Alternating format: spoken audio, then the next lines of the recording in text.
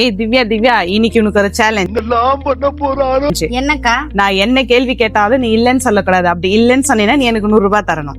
Challenge okay. 4 hours later. ஏய் திவ்யா இப்பதான் தம்பி கால் பண்ணான்.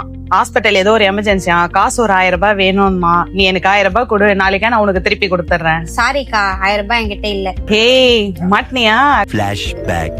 காலையில நான் சொன்னேன், நான் என்ன கேள்வி கேட்டாலும் நீ இல்லன்னு சொல்லக்கூடாது. அப்படி இல்லன்னு சொன்னீங்கன்னா எனக்கு 100 ரூபாய் தரணும். என்ன கேள்வி கேட்டாலும் நீ இல்லன்னு சொன்னேன்னா 100 ரூபாய் கொடுக்கணும்னு சொன்னல. குடு 100 ரூபாய், குடு 100 ரூபாய். ஓ சேலஞ்ச் ஆயுது. அப்ப நான் தோத்துட்டேன். இந்தாக்கா 100 ரூபாய்.